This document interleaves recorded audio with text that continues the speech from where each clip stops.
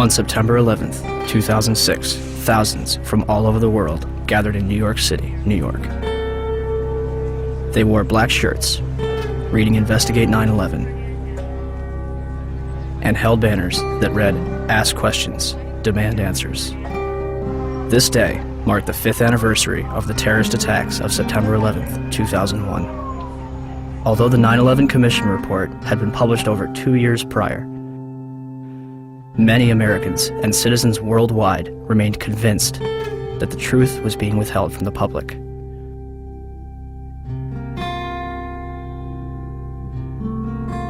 Why? Why was a growing percentage of the world population becoming increasingly skeptical of the events of September 11th? Was it a natural inclination towards believing the worst about the United States government? Or was it a legitimate concern that only grew more powerful with time? The 9/11 Truth Movement includes academics, engineers, physicists, firefighters, intelligence officials, and some of the very people whose lives have been shattered since September 11th. Were they all delirious? You should not be here. No, you've got it all wrong. We're honoring the fallen heroes from 9/11. As are we. No, you're not. No, you are not. I feel so uncomfortable. I'm sorry. That next year, I'm not coming here. Or were they a concerned group of individuals taking the necessary steps to prevent the United States from slipping into its darkest era yet? Was September 11th a surprise attack on America by 19 Islamic terrorists? Or something else entirely?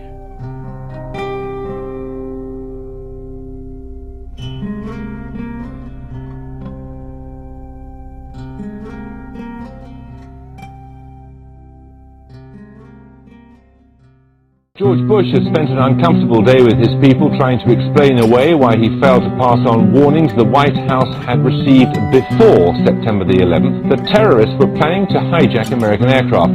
What happened that day has cast a shadow over just about every area of American life.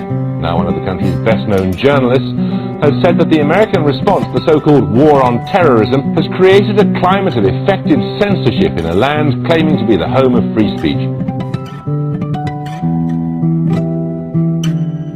There's never been an American war, small or large, in which access has been so limited as this one. The belief runs so strong in both the political and military leadership that those who control the images will control public opinion. Does it suggest that there was somebody on the inside? He kind of compared it to the Godfather story, you know, where the gun was placed in the men's room. There is also a possibility this could be some kind of inside job. May it have been an inside job? Might these people have gotten help from the inside? I was speculating about that along with others early this morning, but now there's a lot more evidence that suggests it's almost certainly the case. It's an obscene comparison, I'm not sure like it, but there was a time in South Africa that people would put flaming tires around people's necks if they dissented. The fear is that you'll be necklaced here. You have a flaming tire of lack of patriotism put around your neck. Now, it's that fear that keeps journalists from asking the toughest of the tough questions and to continue to bore in on the tough questions so often. People let us stay out of our business. A country that hides something is a country that is afraid of getting caught. And in particular, this Bush administration, who is as tight with Saudi Arabia as you can get.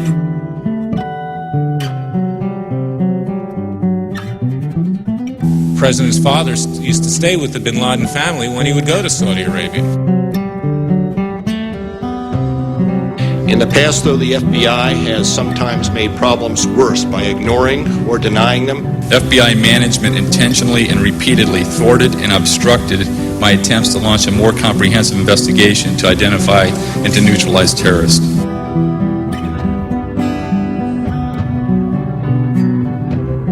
To the families and victims, of September 11th.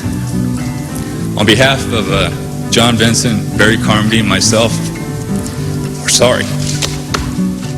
And, I want to say quietly, but as forcefully as I can, that I hope this doesn't go any further. It's gone too far already. I am appalled by it.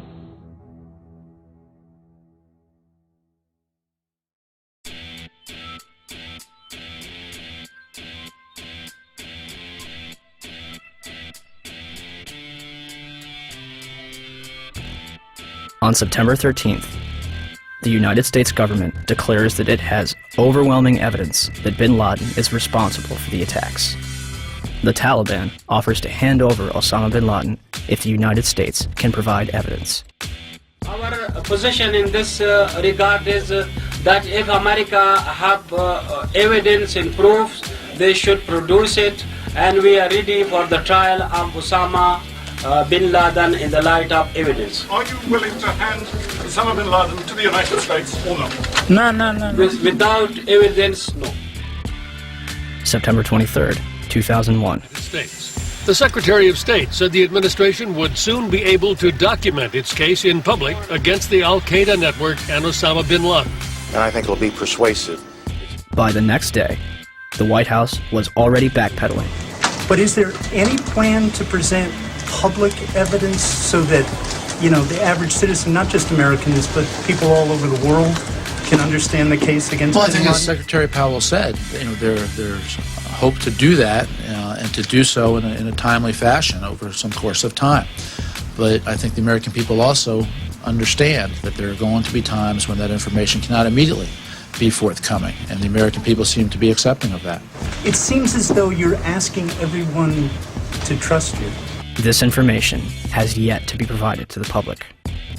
Instead of taking credit, bin Laden denies involvement in the attacks 3 times.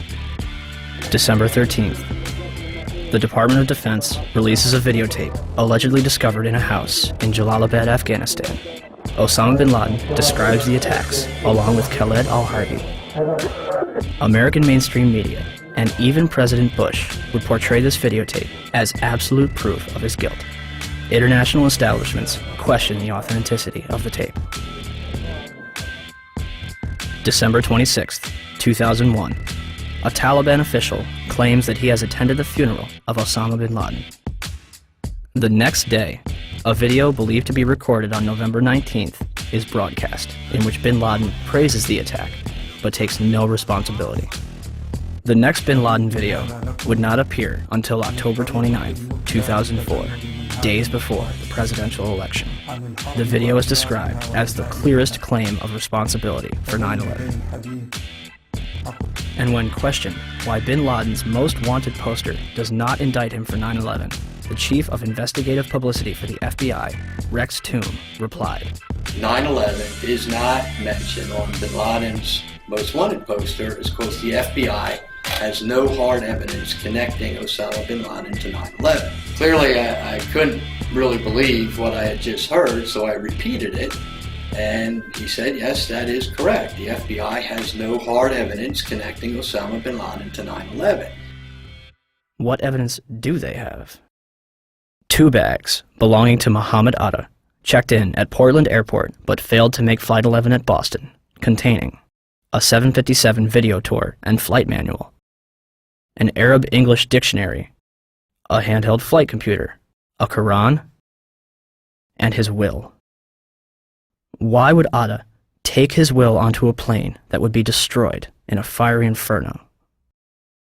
Marwan al-Sheikh's rental car, discovered at Logan Airport, containing an Arabic flight manual, an airport restricted area pass, and documents from Huffman Aviation. Nawaf al-Hazmi's rental car, discovered at Dulles Airport, containing Muhammad Atta's instructions, a check for a flight school in Phoenix, 4 drawings of a 757 cockpit, a knife, and maps of Washington and New York. Satam al-Sakami's passport, discovered below the Twin Towers. Well, Dan, not far from here, a passerby found the passport of one of the hijackers. How does a passport fly out of a man's pocket through a 400-mile-per-hour airplane crash, survive 9,000 gallons of jet fuel, and land intact on a sidewalk 1,000 feet below? Mahed Maked and Nawaf al-Hazmi's ID cards discovered in the wreckage at the Pentagon. An ID, Saeed al-Ghamdi's passport, Ahmed al-Nami's driver's license, passport photos, and a business card found in Shanksville. The list goes on. A former high-level intelligence official commented to New Yorker magazine, "Whatever trail was left deliberately for the FBI to chase."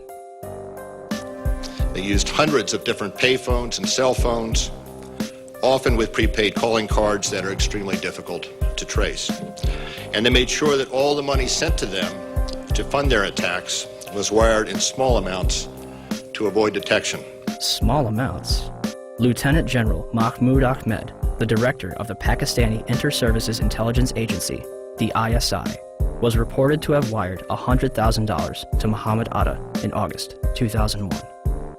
This transfer was facilitated by Saeed Sheikh, the man who allegedly kidnapped and murdered Wall Street Journal reporter Daniel Pearl, who is investigating the ties between the ISI and Islamic militants.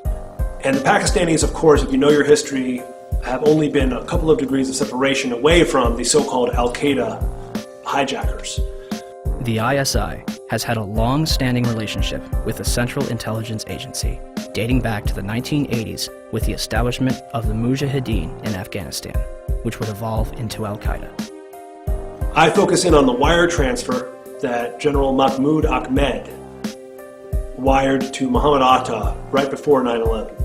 That's pretty crucial because General Mahmoud Ahmed was actually meeting with key Washington, D.C. insiders, Senator Bob Graham, Porter Goss, the future director of CIA, on the morning of 9/11. And he has a relationship not only with the CIA, but with Dick Armitage at State Department, Mark Grossman at State Department. Yes. Are you aware of the reports at the time that ISI chief was in Washington on September 11 and on September 10th, $100,000 was wired from Pakistan to these groups here in this area? And why he was here? Was meeting with you or anybody in the administration? I have not seen that report, and he was certainly not meeting with me. Yes? In the White House transcript of this exchange, which is delivered to the press, the information about the ISI is censored. Bob Graham and Porter Goss will later co-head a joint inquiry which publicly claims that the Bush administration received absolutely no intelligence that could have prevented the attacks. The meeting begins at 8 a.m. over breakfast at the Capitol building and lasts through Flight 175's impact with the South Tower. During his visit, which began on September 4th, Ahmed would also meet with the present CIA director, George Tenet. A month later, after reports of the transfer between himself and Atta, Mahmoud Ahmed retires from the ISI. The 9/11 Commission report will later conclude that they saw no evidence that any foreign government or foreign government official supplied any funding.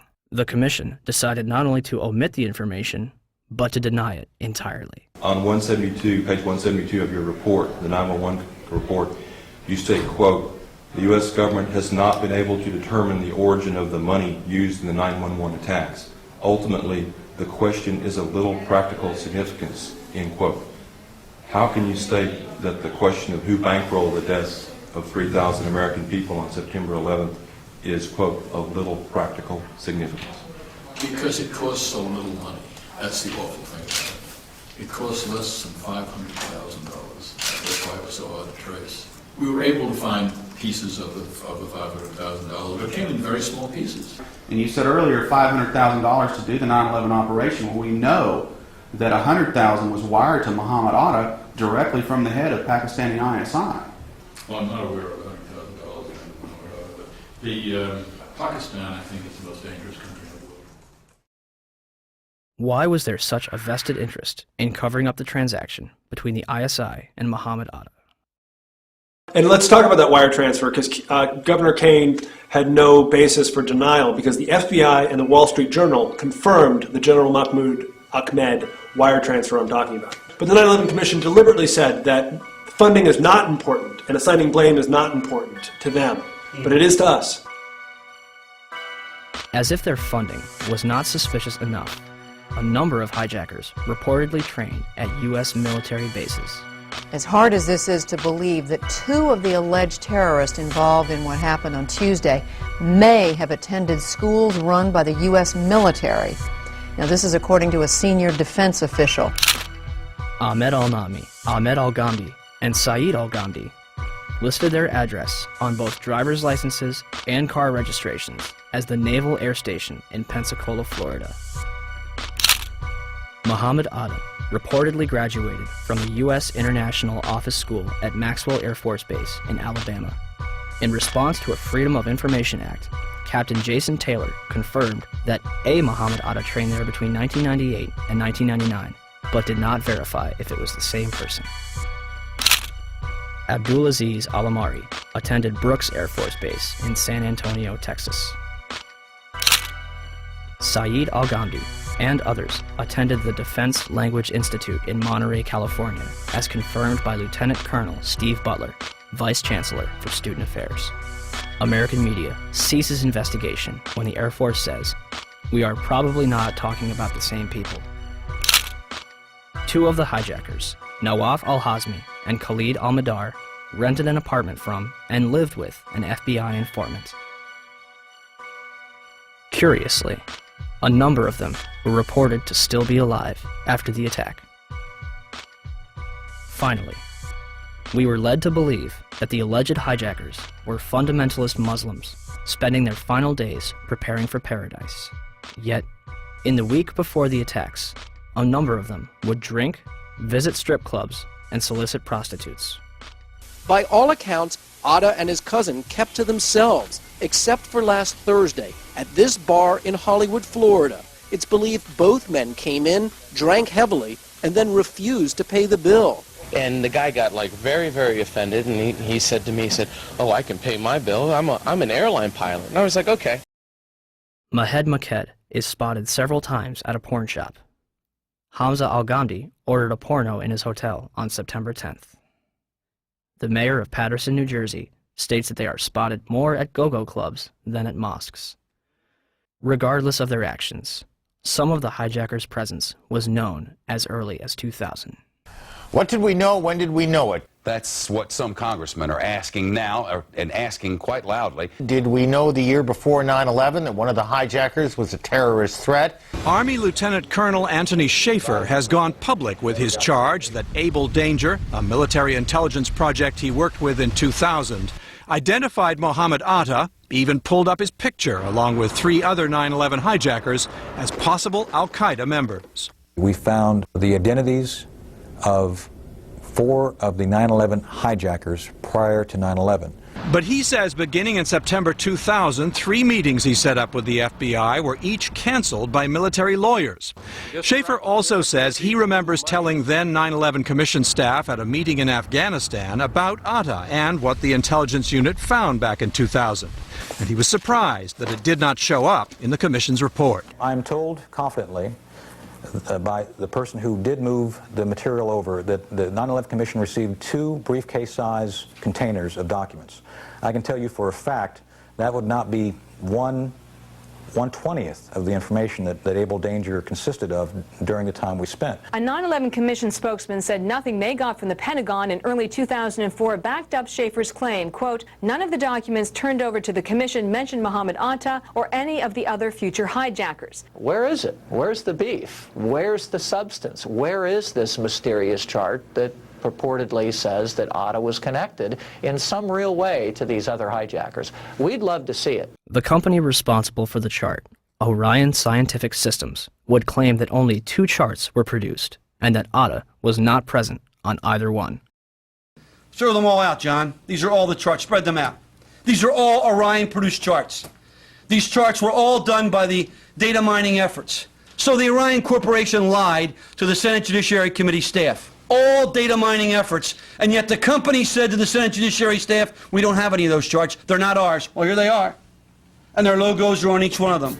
Well, Mr. Chairman, at least 2 of the 5 people that were going to appear today were threatened with removal of their security clearances if they continue to talk about this. This is going Are you back. at liberty to identify who those 2 are? I will to you. I'd rather do it privately since the Defense Department has chosen not to allow anyone to testify, but I will provide that information to the committee.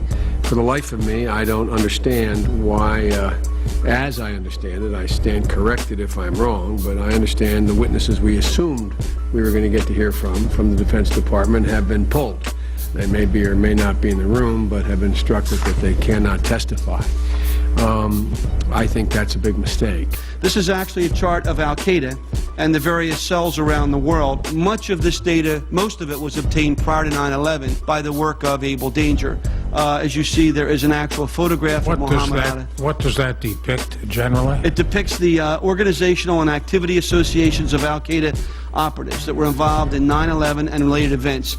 And at the time, if the Commission had looked into this in early 2004, the charts that had Muhammad Atta on it still existed. There was a chart in Mr. Smith's office. There was the chart that still should have been in the Defense Intelligence Agency because it wasn't destroyed within Lieutenant Colonel Schaefer's files until the spring of 2004. The same with the chart that Mr. Smith had. Our support to Able Danger became severely restricted and ultimately shut down due to intelligence oversight concerns. I was supported vigorously by both the LEWA and the INSCOM chain of commands, and we actively worked to overcome this shutdown for the next several months. In the midst of this shutdown, I, along with one of my analysts, Chief Warrant Officer 3 Terry Stevens, were forced to destroy all data, charts, and other analytical products that we had not already passed on to SOCOM related to Able Danger. Another former DOD official will testify today that he was ordered to destroy up to 2.5 terabytes of data. Now, I don't know what a terabyte of data is, so we contacted the Library of Congress. It's equal to 1/4 of all the entire written collection that the Library of Congress maintains. Are you in a position to evaluate the credibility of Captain Philpott, Colonel Schaefer, Mr. Westphal, Ms. Preissler, Mr. J.D. Smith, as to their credibility when they say they saw Muhammad Atta on a chart? Yes, sir. I believe them implicitly. Lieutenant Colonel Tony Schaefer, who was the first member of Able Danger to go public, has now been told in writing by the Defense Intelligence Agency that he can't speak to members of Congress or their staff without prior approval. And now a security clearance, which allowed him to deal with classified information, has been pulled. The congressman says Schaefer has been gagged, punished for speaking up. The official response to Able Danger began in September 2005 with a letter from 9/11 Commissioner Slade Gordon to Senator Arlen Specter. Gordon concludes by saying that since Condoleezza Rice, President Bush, and the White House denied that Able Danger identified the 9/11 hijackers, it never happened. A 6-month investigation by the Senate Intelligence Committee concluded in December 2006 that Able Danger did not identify Muhammad Atta or any other 9/11 hijacker. Can we be certain that the hijackers were radical Muslims on a suicide mission? Or is there a possibility that they were trained, funded, and protected in our own country? Major Deskin? Yes, ma'am, Sergeant Lorda. Yes. I'm just letting you know for information we're having exercise, SF exercise. We're having a comm out. Okay. Guys. Happy, thanks. All right, thank you. Thank you. Between September 2000 and June 2001, the Federal Aviation Administration, FAA, would scramble fighter jets to intercept errant aircraft 67 times. Interceptions are routine and usually occur within 10 minutes of a sign of trouble, such as permanently losing radio contact and transponder signal or flying off course. On the morning of September 11th, according to official accounts, 4 commercial airliners would be off course and out of communication, and not one of them would be intercepted. How is it that on 4 separate occasions on one day that $1 trillion military and intelligence infrastructure could fail?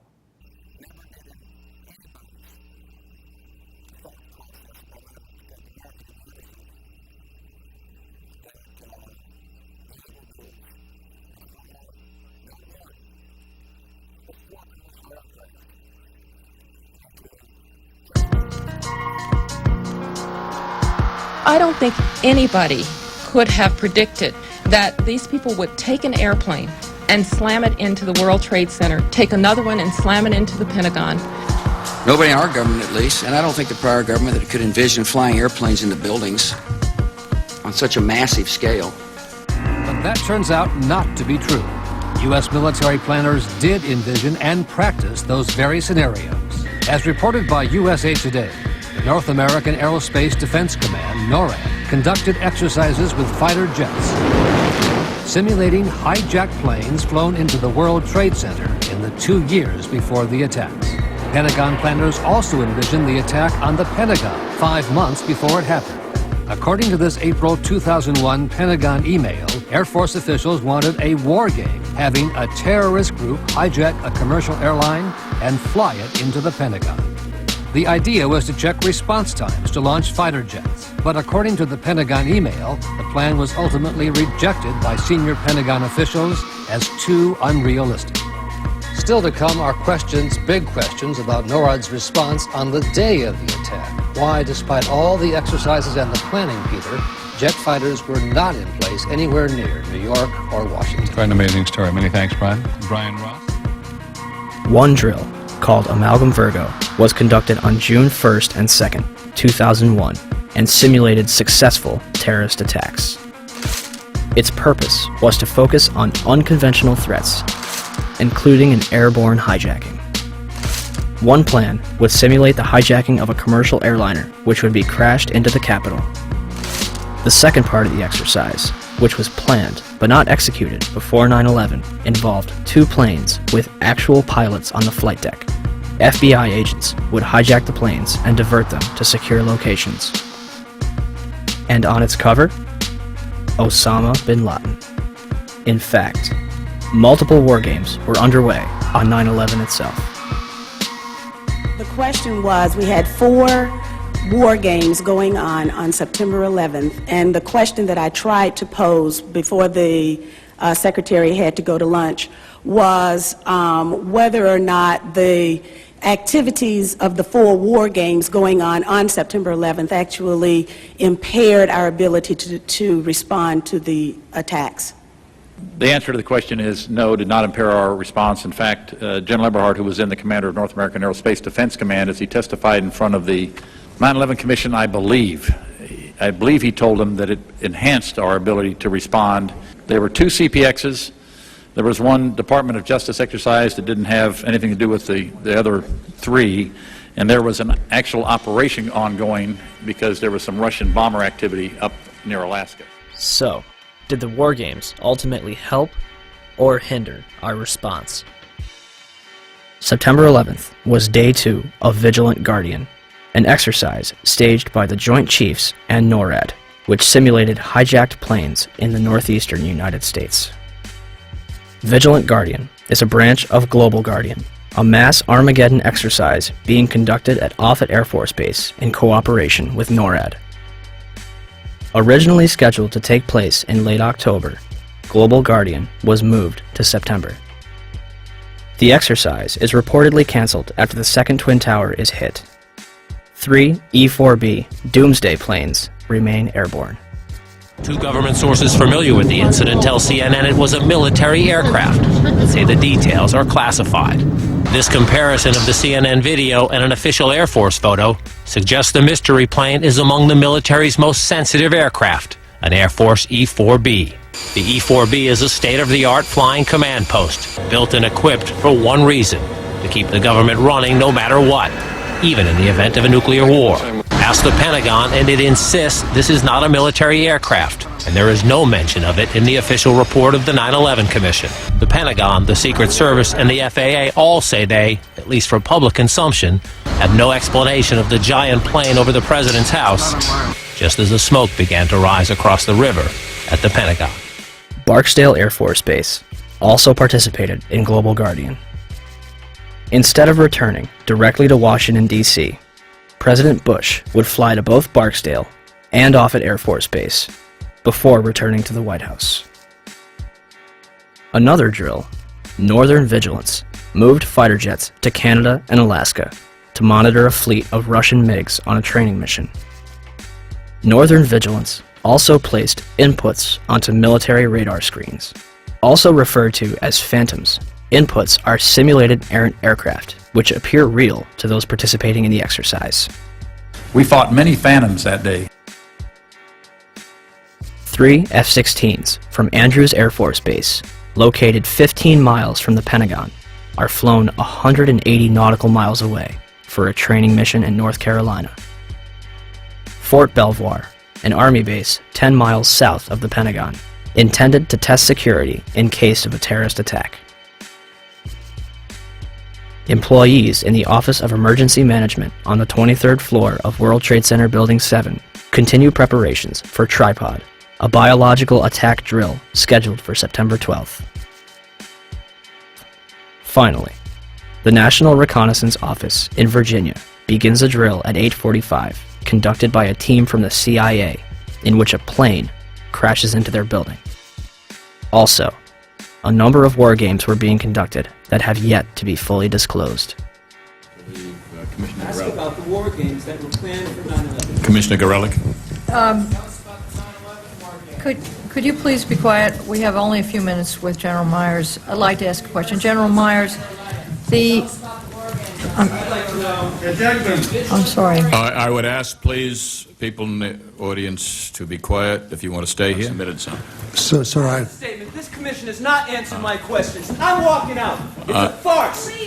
I will. Thank you. So let me get this straight.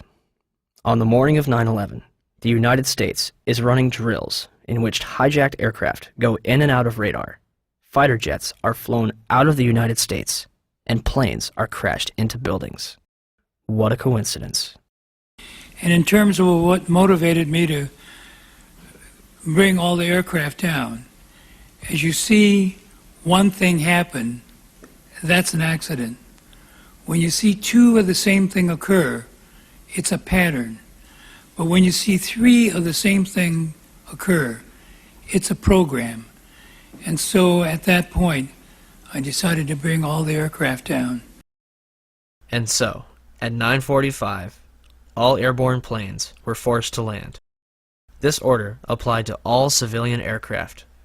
Certain military planes were allowed to remain airborne. By 12:16 that afternoon, the FAA managed to ground over 4,000 planes without incident. During the time that the airplane coming in to the Pentagon, there was a young man who would come in and say to the Vice President, the plane is 50 miles out, the plane is 30 miles out.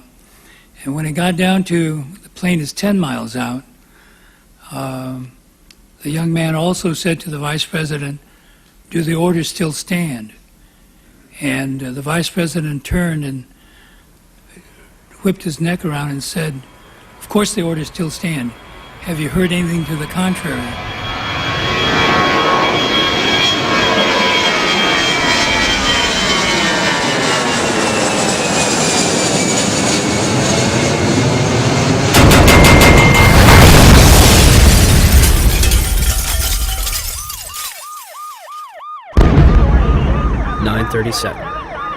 Arlington, Virginia. American Airlines Flight 77 allegedly crashes into the ground floor of the Pentagon. Pentagon authorities will deny that the building had anti-aircraft defense. The FBI arrives within minutes, and the site is declared a federal crime scene, becoming their exclusive responsibility. With the help of civilians, they comb the Pentagon lawn for debris, and within 24 hours, they had confiscated every known video of the attack. Pentagon officials initially denied that any of their cameras captured the event. However, on March 7, 2002, 5 images taken by a security camera from across the heliport are released. For years, these 5 frames were the only public footage of the Pentagon attack. This would change on October 14, 2004, when Scott Bingham would file a Freedom of Information Act lawsuit requesting videotapes that captured the impact of Flight 77. Special Agent Jacqueline McGuire of the FBI located a CD-ROM that contains copies of 2 time-lapse recordings made by security cameras. released on March 16, 2006. A video taken from a Citgo gas station, which is open only to Pentagon employees, released on September 15, 2006. And the Doubletree Hotel in Arlington, Virginia, released on December 7, 2006. Agent McGuire concluded that the FBI possessed 85 videotapes that might be potentially responsive. As of this date, we have no clear images of what happened at the Pentagon on the morning of 9/11. The official story goes as such. American Airlines Flight 77 was taken over by 5 hijackers, led by Hani Hanjour. Hanjour entered the United States in 1996 to become a professional airline pilot. He would not complete a single course. It's kind of a waste of time. He wouldn't show up for flights on time, didn't do his homework.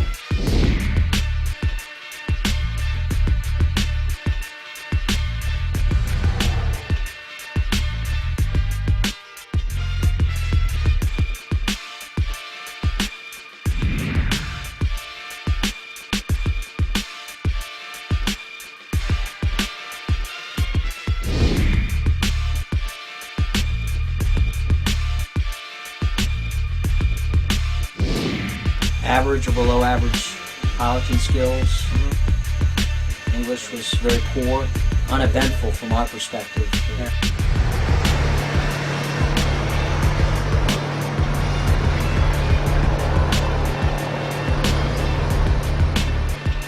The 9/11 Commission concludes that Hanjour was perhaps the most experienced and highly trained pilot. Flight 93's hijacker, Saeed Al-Ghamdi, was a former Saudi fighter pilot. How could Hanjour be more experienced than him?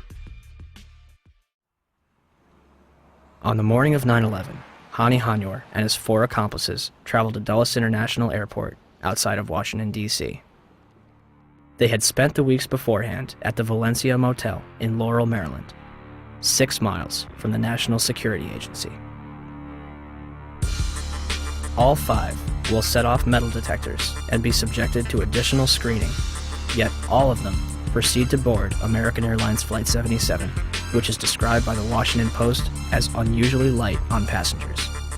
Out of 188 seats, 64 would be filled. In fact, all 4 planes involved in 9/11 would be at approximately 30% capacity. The hijackers will board alongside Barbara Olson, the wife of Solicitor General Ted Olson, and a number of employees from Boeing, Raytheon, the Department of Defense, Lockheed Martin, American Airlines, the Navy, Army, and other government agencies. The pilots were Officer David Charlebois and Captain Charles Burlingame. Charles Frank Burlingame III, an aeronautical engineer and a graduate of both the Naval Academy and Top Gun Fighter Pilot School, flew F-4 fighter jets and developed anti-terrorism strategies at the Pentagon before retiring in 1989 to take a job at American Airlines. He would remain active in the reserves and anti-terrorism exercises until 1996. His Boeing 757 would be crashed into the very section of the Pentagon he used to work in. The hijackers would have only moments to subdue both Charlebois and Burlingame, remove them from the cockpit, and retain control of the airplane. Yet, the plane is hijacked without incident at 8:51 and makes an unauthorized turn to the south 3 minutes later. No mayday, no hijack code, no sign of struggle. Flight 77 will fly all the way back from the Kentucky-Ohio border, coasting for another 43 minutes against its flight path before crashing into the Pentagon without any military interception. Had Hani Hanjour wanted to inflict maximum damage, all he had to do was continue his trajectory and nose down into the roof of the Pentagon. Instead, he begins a complicated 330-degree turn, dropping 7,000 feet and exposing himself for an additional 3 minutes while executing a maneuver described by experienced pilots as nearly impossible, requiring professional expertise. In essence, an amateur pilot considered a waste of resources by instructors who was unable to control a small Cessna in August 2001, executed this nearly impossible maneuver in a 757 with skilled precision a month later. Todd Lewis is working radar at Dulles Airport.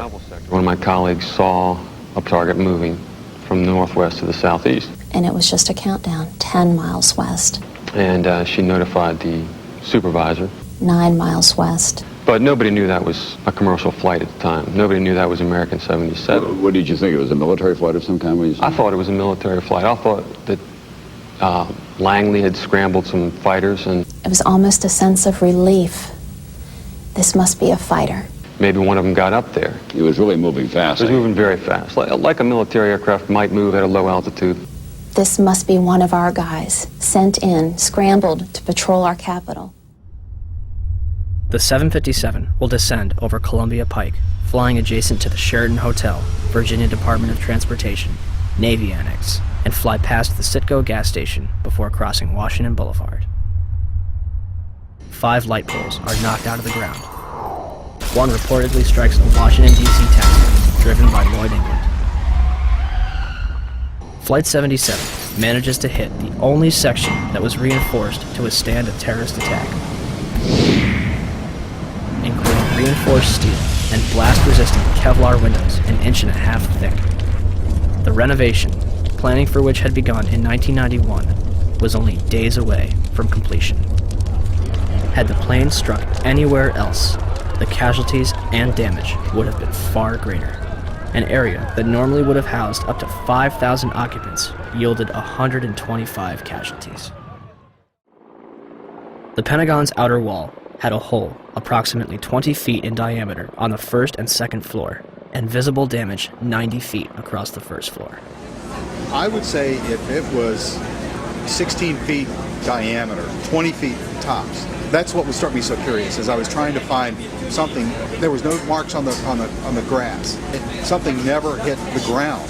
It didn't hit the heliport. I mean, it was a precision or awfully lucky hit. I mean, I don't know how it didn't bounce. I don't know how it hit directly in the side of the building without touching the ground, going as fast as it obviously was going. But I can't believe the thing is more than a garage door. And again, the classic airplane crash has wreckage. I mean, they found axles from the Ryder truck in Oklahoma City. I can't believe they can't find an engine. Opinions differ at this point. People that believe a 757 hit the Pentagon, and people that don't. Those that believe a 757 did hit are fueled by the damage path,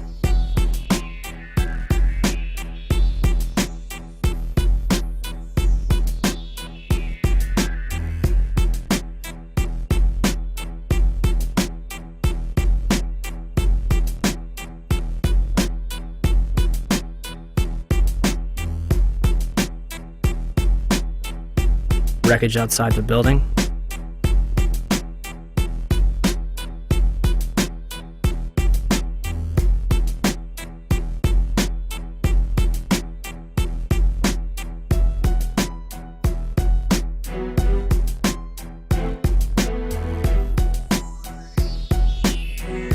and eyewitness testimony.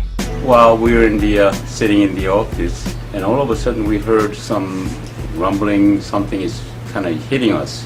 Very imminent things could happen. So we look at each other, and it really, the noise is unbearable. And at the last moment, my brother jumped out the office. I heard about the very big jet sound. Looks like just up to here. I just look at the outside, big black wings coming that way. And then I just running out, and then 2-3 seconds, boom! We're used to seeing planes. Maybe a 20-passenger corporate jet, no markings on the side. I saw a plane going down, big plane, commercial liner type. And I saw this jet coming in, and it was really low, and it was an American Airlines jet. You could read the AA on the side, silver fuselage. This particular plane was awful low, and as we were coming down on a 395, it came across in front of us, and it was low. Coming in at a shallow angle like it was landing right into the side of the Pentagon. It just happened. It was really amazing. huge explosion. So you actually saw the plane impact the side of the building? Yes, I did. Just one plane? Just one plane. I basically made a turn too early and ended up right in front of the Pentagon on Route 27, which goes just, I didn't even know it was the Pentagon. I mean, I've grown up in this area, but I just am basically never over there. Besides, you can't really tell it's five-sided anyway, so I didn't even know it was a Pentagon, but I was just in traffic. My main focus was that I was late for this service, and we were stuck in totally standstill traffic, just sitting dead still on the highway. And basically, without warning, there was just the sensation of something coming over the top of us. It seems the plane was so low that it hit a light pole that was just on the edge of the highway, on the far side there. Before it came over the highway, it clipped this pole, which I heard ended up being knocked over and hitting a taxi, which was near my car. Okay, my name is Lloyd England. 9/11, I was driving my car on my way home. This airplane flew over top of my car. It was real close. Something, glass, a loud noise happened, and the pole came through the dashboard, right through the car. I stopped the car in the middle of the street. It didn't stop straight, it stopped at an angle. As far as the plane went through, it didn't come back in until I stopped the car and got out. Then I looked for the plane. There was no plane, but it was quiet. If had nobody seemed to have indicated where something happened, I wouldn't have known. And I was there. I mean, I'm there. And the plane, the wing spread would have been from that house, maybe halfway in my house. And the big wing, the big motors underneath of them. And nothing was left out?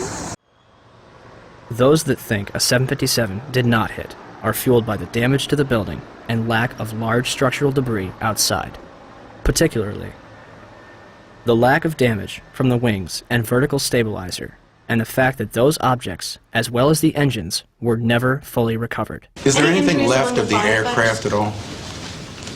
First of all, the question about the aircraft, there are some small pieces of aircraft visible from the interior during this firefighting operation I'm talking about, but not large sections. In other words, there's no fuselage sections and that sort of thing. They said it was a plane, and I didn't see any pieces of any plane, and I couldn't believe that a plane hit the building. There are numerous parts to a 757 that are virtually indestructible. To date, we have not seen a single piece positively identified as Flight 77's. The fact that an exit hole inside the Pentagon is not explained by any official report on the attack. The fact that there was no impact damage on the lawn. And the fact that out of the videos that have been released, none of them clearly show a 757. The outer wall will collapse 20 minutes later, leaving a hole approximately 70 feet wide. What hit the building may be important. However, our focus should be on why it was hit in the first place.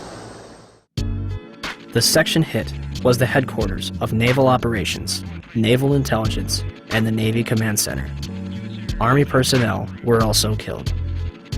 A number of accountants and budget analysts were also present at the time and killed in the attack. The Arlington County After Action Report states that important budget information was in the damaged area. It's interesting that 24 hours prior, Donald Rumsfeld publicly made this announcement. According to some estimates, we cannot track $2.3 trillion in transactions. According to the 9/11 Commission report, the military was unprepared for the transformation of commercial aircraft into weapons of mass destruction. Counterterrorism forecaster Marvin Citron authored a report in 1994 for the Department of Defense, warning of Washington's vulnerability to terrorist attack. We predicted a plane could have crashed into the Pentagon. That's about as specific as you can be. If you made a right turn at the Washington Monument, you could hit the Pentagon. A left turn, you could hit the White House. Back on October 24th, 2000, the Pentagon conducted MASCAL, a mass casualty exercise which simulated the impact of a Boeing 757 into the building. very curious, and as time goes by, it makes you more curious as you have time to dwell on the details and all the information that's becoming available. I can't drive my car that well, but I can't imagine somebody just climbing behind the wheel of an airplane and doing what they did and doing it so well. Basically, it was the strangest day I've ever spent in my entire life. It was like in slow motion. I get chills every time I hear the audio. Physically, I swear I get chills every time I watch the video. I can feel the heat. I can smell the fuel, or I can smell the burning. There's been a lot of curiosity, I think, in time, and even for me, who was there. I still have questions of, did I really see what I think I saw? You know, when you're led to believe and you think you believe what you think you saw, I think that you begin to buy into it. But the more you dwell on it and the more the evidence comes forward, the questions get larger and larger and larger. I'd like some conclusion. I mean, I'm sure the families would, and I'm sure the military knows a lot more than we do in the government. But I'm just astounded that they don't share more of the information that's available. If the government was 100% forthcoming and wanted to squelch any doubt as to what happened, why have they controlled the evidence so strongly? Why is there no positive identification of Flight 77? Why, when Vice President Dick Cheney was aware of an incoming aircraft up to 50 miles away, were employees allowed to remain in the building? Had a single alarm gone off inside the Pentagon, 125 people would be alive today, and hundreds more would not be suffering. And when it got down to the plane is 10 miles out, the young man also said to the vice president, "Do the orders still stand?" And the vice president turned and whipped his neck around and said, "Of course the orders still stand. Have you heard anything to the contrary?" Norman Minetta's testimony would be completely unreported by the 9/11 Commission. It would also be censored from the online archives of Commission hearings.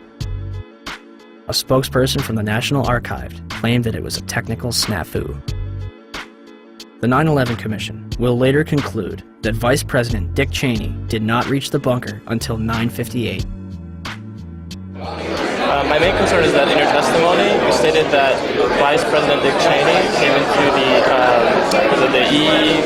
POEC office at 9:20 when you arrived, and he was already there. He's gone in front of Meet the Press, and he said that he was there at 9:38. They did that because they'd received a report that an airplane was headed for the White House. This is Flight 77, which had left Dulles. Flight 77. It left Dulles. As best we can tell, they came initially at the White House. The plane actually circled the White House? Didn't circle it, but was headed on a track into it. Tracking it by radar. And when it entered the danger zone and looked like it was headed for the White House was when they grabbed me and evacuated me to the basement. The plane obviously didn't hit the White House, turned away and we think flew a circle and came back in and then hit the Pentagon. Yeah, the 9/11 Commission report puts him there at 9:58 that morning. 9:58? Yeah, I don't know if you got a chance to read it, but it puts him half an hour later. So I don't mean to ask a rhetorical question, but to the best of your recollection, was Vice President Dick Cheney already there at 9:20? The flight you're referring to is the flight that came into the Pentagon. This was before Flight 77. Before American Airlines went into the Pentagon. Yeah. Norman Minetta was in the bunker with Cheney, and so the fact that that wasn't in the 9/11 Commission report was rather odd, don't you think? Yeah. Who was that young man? Did anybody ask who that young man was? How could Dick Cheney, or anyone in the administration, especially after an aide warned him a plane was 50 miles out and 2 planes had already struck the World Trade Center, allow the Pentagon to be struck? You know, am I prepared to believe that Dick Cheney would be capable of knowing about this kind of attack on the Pentagon, for example, and allowing it to happen? Well, from what I know about Dick Cheney, yeah.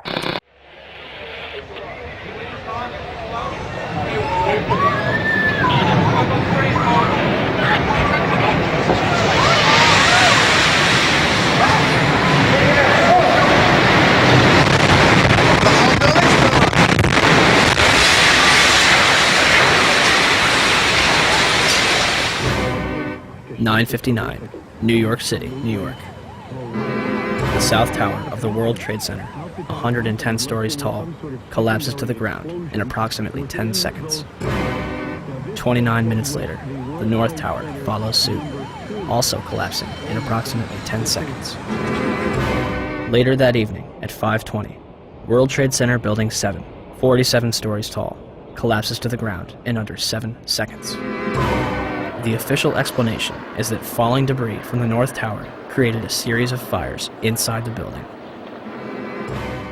If this is true, it would be the third steel-frame skyscraper in history to completely collapse because of damage and fire. The first two would be the Twin Towers. February 23rd, 1991.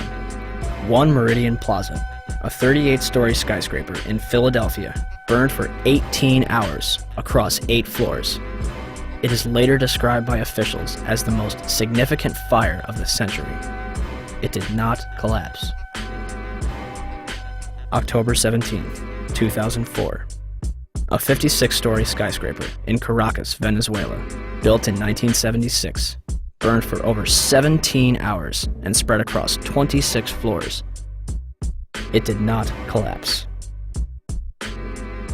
February 13th, 1975.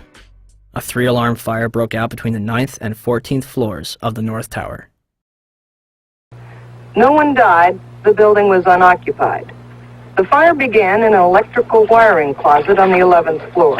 There should have been fire stops to prevent it from spreading, but there weren't. The fire spread to 6 other floors. Even without a sprinkling system, fire department officials and building officials here say that there's no chance the World Trade Center could become a type of towering inferno. The fire is so intense, it leads to the installation of sprinkler systems, which would come in handy on May 19th, 1975, when 7 fires strike the complex. The South Tower had garbage fires dispersed between the 25th and 36th floor, and the North Tower had a fire on the 11th floor. 6 of the fires were minor, but the 7th on the 32nd floor of the South Tower caused heavy damage. Guess what? They did not collapse.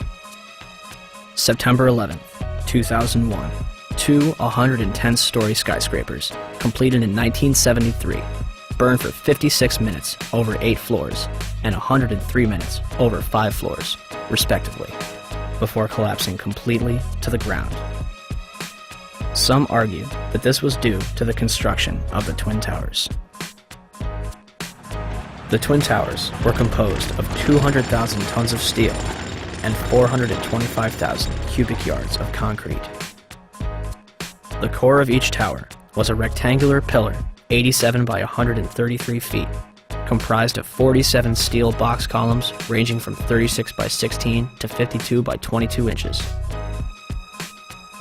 The North Tower was completed in 1970, standing at 1,368 feet tall, and the South Tower was completed in 1973, reaching 1,362 feet tall, making them the tallest buildings in the world at the time. They were designed to withstand multiple impacts from a Boeing 707, the largest aircraft at its time. An analysis released in 1964 claims that the buildings were investigated and found to be safe in an assumed collision with a 707 traveling at 600 miles per hour. Such collision would result in only local damage which could not cause collapse or substantial damage to the building. A 707 has 4 engines instead of 2, and its cruise speed is 607 miles per hour. The Boeing 767s that struck the North and South Tower were traveling at 440 and 540 miles per hour, respectively.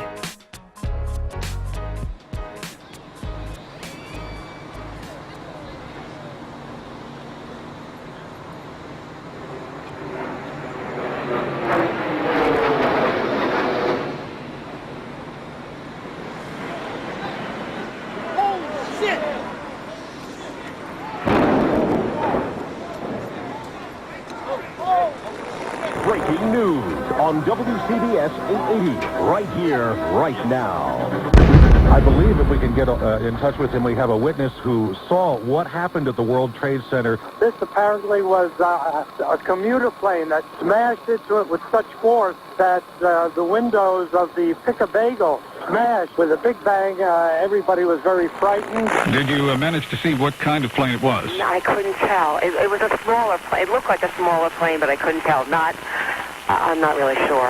A medium-sized body plane with engines on both sides, almost like a gray-black color in nature on the plane. I would say it wasn't a huge jet, but it was a plane that sounded like it was a fighter jet overhead. I work right next door at 74 Trinity Place. We heard the first one come in. I didn't know what it was. It sounded like a missile.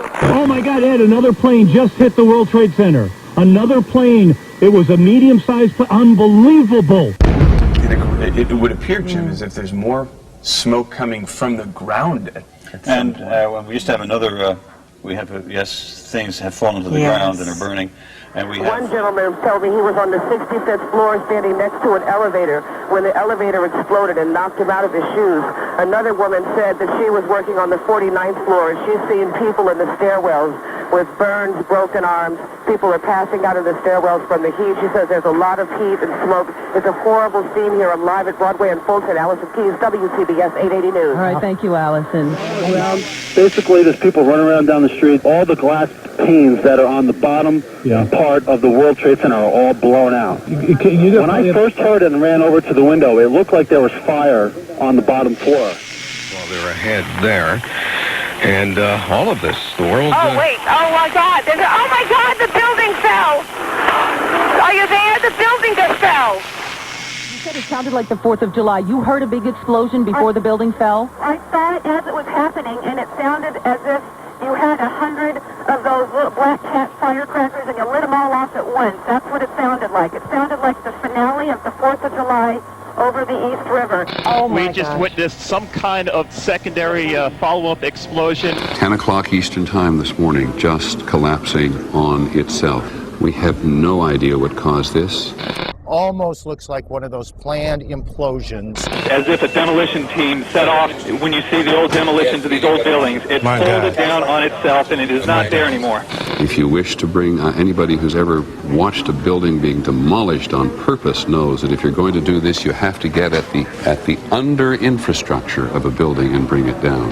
Right now, police have to determine is whether that explosion was caused from the initial impact of the plane or whether it was something that was exploded on the ground. Generally speaking, for a building to collapse in on itself like that, it would seem to indicate that there could have been an explosion, a bomb planted on the ground that would make the building collapse within itself. By that evening, eyewitnesses and experts alike were rushing to defend the official narrative of events, claiming that raging jet fuel fires melted the steel inside the Twin Towers. I saw this plane come out of nowhere and just ream right into the side of the Twin Tower, exploding through the other side.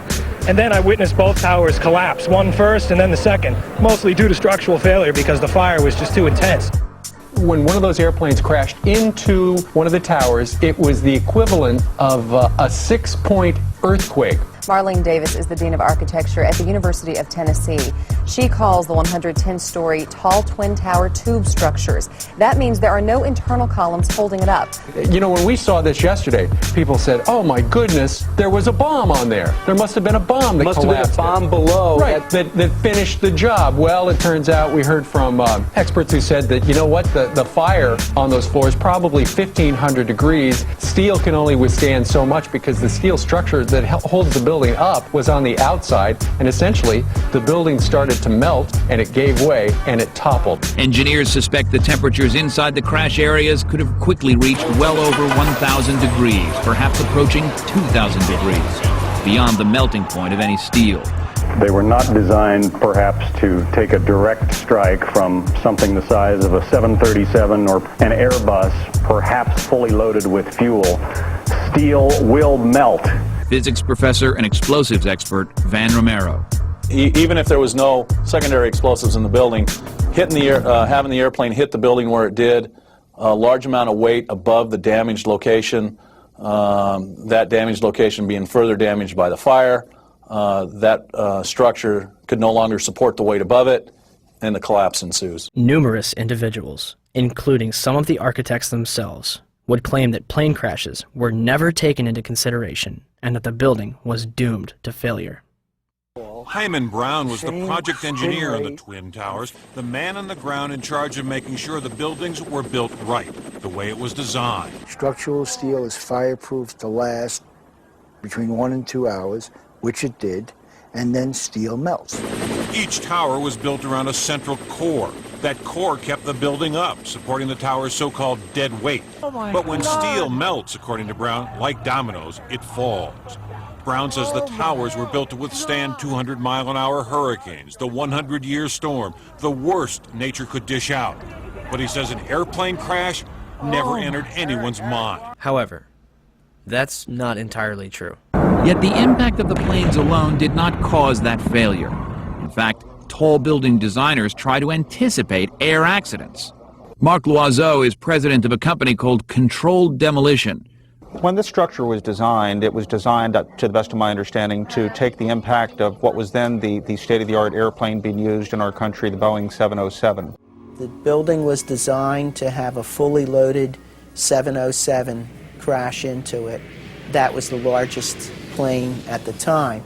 I believe that the building probably could sustain multiple impacts of jetliners because this structure is like the mosquito netting on your screen door, this intense grid, and the jet plane is just a pencil puncturing that screen netting. John Skilling, the World Trade Center's head structural engineer, told the Seattle Times after the 1993 bombing that if a plane struck the building, there would be a horrendous fire, but the building structure would still be there. On August 21, 2002, the National Institute of Standards and Technology, NIST, commenced their investigation. NIST is a government agency that reports back to the United States Department of Commerce, headed at that point by Donald Evans and later replaced by Carlos Gutierrez, both Bush cabinet appointees. As part of their investigation, NIST contracted Underwriters Laboratories to recreate floor models from the Twin Towers for the purpose of fire resistance tests. We heard about it in the news. We heard about it right away that the floors didn't collapse. Okay, so they tested these huge models. They're models, but they're huge. I mean, one model was essentially the same size and exactly the same as one of the types of floor sections used. And they tested it according to ASTM E119. They exposed it to much longer fire and higher temperatures than we know were present in the World Trade Center. So right away there was a problem. And that's August of 2004. The final report was released on October 26, 2005, producing over 10,000 pages. It will not explain the actual collapse of the buildings. They only claim to get to collapse initiation and state flatly that it led to global collapse. The report, admittedly, does not actually include the structural behavior of the tower after the conditions for initiation were reached and collapse became inevitable. We were charged with finding out the cause of the collapse, and we found what happened. I think we've scientifically demonstrated what was required to initiate the collapse. Once the collapse initiated, the video evidence is rather clear. It was not stopped by the floors below, so there was no calculation that we did to demonstrate that, what is clear from the videos. NIST concludes that they found no evidence suggesting that the World Trade Center towers were brought down by controlled demolition. Where would people get an idea like that? 1. Except for material that was blown outwards, the Twin Towers collapsed into their own footprint symmetrically at nearly free-fall speeds. Newton's laws of motion determine how long it takes an object to travel a certain distance in complete freefall.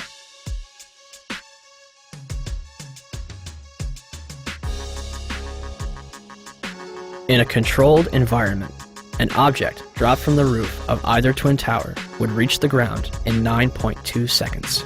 The 9/11 Commission report will state, at 9:58, the South Tower collapsed in 10 seconds. Even NIST says the tops of the buildings came down essentially in free fall. Judge for yourself.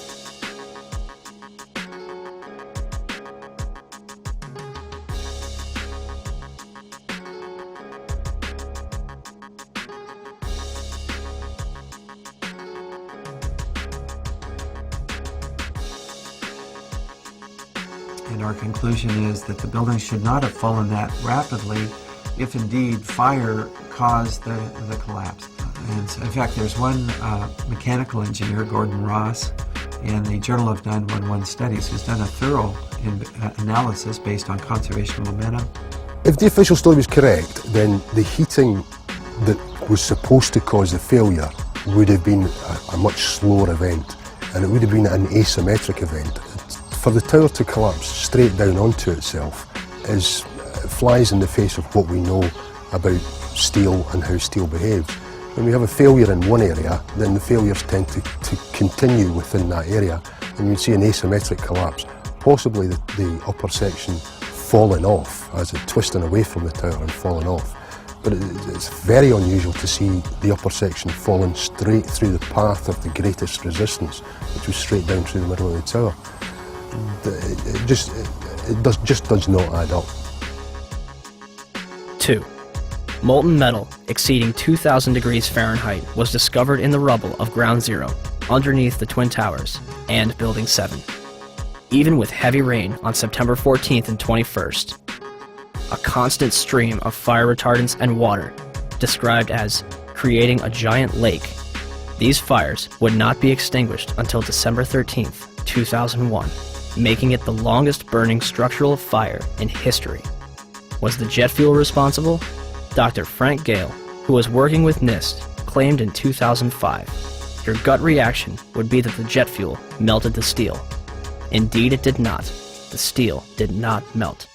The temperatures that we know existed within the collapse within the debris pile are physically impossible from an atmospheric jet fuel fire. Cannot be done. I'm curious about the pool of molten steel that was found in the bottom of the towers. I am too. And just tell me about it. Have you seen it? Well, not personally, but eyewitnesses there found huge pools of molten steel beneath the towers, and some scientists don't think that the collapse of the building could have melted all that steel. First of all, let's go back to your basic premise that there was a pool of molten steel. I know of absolutely nobody, and no eyewitness who said so, nobody who's produced it. I was on the site, I was on the steel yards, so I don't know that that's so. You'd get down below and you'd see molten steel running down the channel rails. Like you're in a foundry. Yeah, like lava. Like it was lava from a volcano. Underground, it was still so hot that molten metal dripped down the sides of a wall from Building 6. However, they do hit hot spots occasionally, and everything stops. There were fires of 2,000 degrees Fahrenheit below the ground. I don't know that that's so. There's video of it. Melted around 2,600 degrees Fahrenheit. I think it's probably pretty difficult to get that kind of temperatures in a fire. Well, NASA pictures, thermal images showed those sorts of temperatures in the basement. Would you send them to me? Okay. My name is Mark, and I'm the individual who was questioning Dr. Gross, and he asked me to email to him those thermal images. When I approached him after his talk to get his email address for that purpose, he refused to provide it to me. I think this is important because it reveals the attitude of the NIST investigators, which is one of willful ignorance of what really happened on 9/11. As well as the molten metal in the debris, it was also observed prior to the South Tower's collapse.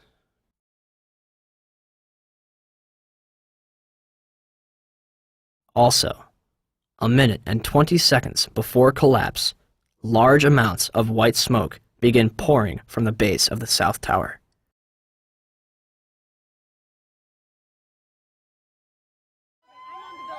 Three, the concrete, and in fact, virtually everything except the metal inside the Twin Towers was pulverized as the building collapsed. This pulverized material created pyroclastic dust clouds that raced down city streets, coating lower Manhattan in a fine dust. Pyroclastic clouds generally occur during two events: volcanic eruptions and controlled demolitions.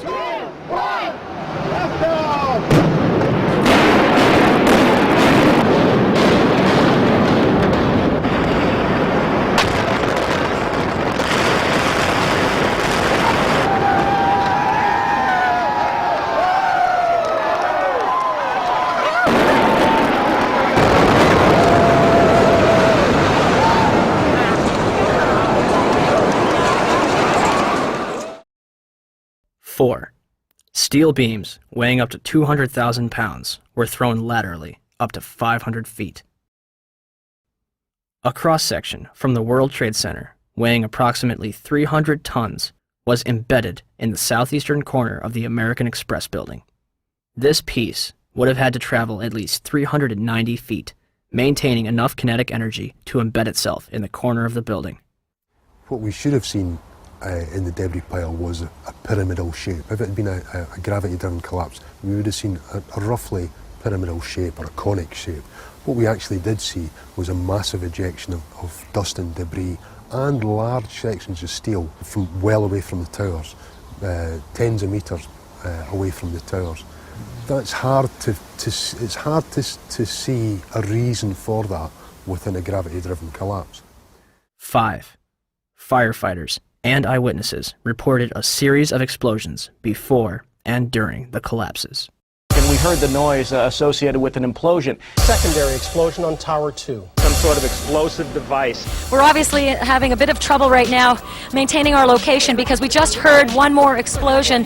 There was another major explosion. Do you know anything about those extra explosions we heard? No, I do not. Were they car bombs? I have no idea, ma'am. The street shook, and I heard like an explosion. Do you know if it was an explosion or if it was a building collapse? To me, it sounded like an explosion. We heard a very loud blast, an explosion. They were taking photographs and securing this area just prior to that huge explosion that we all heard and felt. Not clear now is why this explosion took place. When there was some sort of collapse or explosion. From street level, as though it had exploded up, a giant rolling ball of flame, and the firefighters screamed, "Run!" There was this blast of warm air. It wasn't hot. It was warm. And it picked me up and threw me up against the wall of the building. You were picked up off the ground. Physically picked up off the ground. I remember an explosion. At that point, I got knocked out. I don't remember anything. Then I got up, and I looked out the window because the windows exploded, and the street below caved in. And at that point, there was like fireballs coming up. An hour later than that, we had that big explosion from much, much lower. I don't know what on earth caused that. About 15 minutes after they made their entry, we heard a boom. I don't know if that was the infrastructure that was going or another explosion. Again, there has been a second explosion. John, just seconds ago there was a huge explosion, and it appears right now the second World Trade Tower has just collapsed. All of a sudden I heard rumbling and we all started running away from it. The glass blew out and threw me onto the sidewalk, and I couldn't see for 20 seconds. It was like holy hell coming down them stairs. And then when we finally got to the bottom, they were coming out on mezzanine level there. And another explosion came right from it because everyone flying. We stuck on the stairs for a while. We finally got down to the lobby. Then we get to the lobby, it was this big explosion. So I was real lucky. I don't know what happened to the people behind me when that blast occurred. And it was actually on the 78th floor of the second tower, and was evacuating the tower, and experienced all these explosions and made his way back down. We presume because of the initial explosion there may have been secondary explosions as well that were detonated in the building by these terrorists. There was a secondary explosion, probably a device either planted before or on the aircraft that did not explode until an hour later. I heard a second explosion and another rumble and more smoke and more dust. I ran inside the buildings, the chandelier shook, and again black smoke filled the air. Within another 5 minutes we were covered again with more silt and more dust. And then a fire marshal came in and said we had to leave because if there was a third explosion, this building might not last. Eyewitnesses also reported that explosions had taken place in lower levels of both the North and South Tower. They were having coffee in the World Trade Center when the first plane struck. And all of a sudden it sounded like, I don't know where the subway is, but it sounded like a subway collision, a bomb, and it was just pounding, boom, boom, boom, and I literally thought the subway had exploded. And the ladies that are with me were in the World Trade Center in the first building and escaped through the lobby where they report they believe there was a bomb in the lobby. Just get out of the tunnel and the blue. The subway tunnel? Yeah. Yes, I was right there. I was down in the basement, came down, all of a sudden the elevator blew up, smoke. I dragged the guy out, his skin was hanging off, and I dragged him out, and I helped him out to the ambulance. And when I got up to the concourse level, it was just like you know, like gunfire, and then just 3 big explosions. And even the turnstile was burnt and was sticking up, and they just told us to run. I heard the first explosion, and the elevator blew up. And as we were coming out, we passed the lobby. There was no lobby. So I believe the bomb hit the lobby first, and a couple of seconds then the first plane hit. Firefighter John Schroeder arrived in the lobby of the North Tower shortly after the first plane struck. So we're standing there in the lobby, we're getting all together. All of a sudden, we hear... I look down to my right, and the elevators exploded, something out of like a Bruce Willis Die Hard movie. People just come running out of the elevators, on fire, fireball. I mean, it was like, what is going on here? There's something's up here. I mean, the plane's up there, now there's fire down here. People run around all on fire. This is crazy. So we were heading up to the 24th floor of the stairwell, and all of a sudden we heard, Mayday, Mayday, second plane, second plane. Swift, we're looking at each other like, come on, second plane? There's no way there's a second plane. Within seconds, our building got rocked. We got bounced around in the stairwell like pinballs, man. And we just said, you know what? Time to go. We got down to the lobby, and everything was blown out, exploded. Everything was... And we were the only ones in the lobby now. We're going, wait a second here. Where is everybody? Because the building was coming down the outside. They moved the command post to World Trade Center, too. So now we're like, we didn't get no, where is everybody? We were in the lobby. All it looks like everything was exploded. Everything was gone. We're like, what is going on here? We didn't know. We were like, this is crazy. But for every window in the lobby to be exploded, I mean, them windows were like as thick as forget it. They were 2-3-inch glasses. You know, come on. They exploded out of the lobby. You know, something. It wasn't from the jet fuel. No way. The elevators exploded. They were down from the lobby. The lobby was over here. That should never have happened. Something would happen there, and that wasn't. We came down. It looked like a bomb went off in the lobby. There was no fire. It just looked like a bomb went off. So, how was the largest and most puzzling architectural failure in history treated? The steel from the World Trade Center was mostly shipped overseas, eliminating any possibility of independent investigations. New York City's Department of Design and Construction contracted 4 companies for debris removal. Each was assigned a specific zone and controlled and monitored by a 3-person team. The operation was so controlled that in November, each dump truck used for removal of debris was fitted with a GPS locator. One driver took an extended lunch break and was dismissed from the job. By April 2002, over 185,000 tons of debris had been removed from Ground Zero. FEMA's Building Performance Assessment Team was not even granted access to Ground Zero.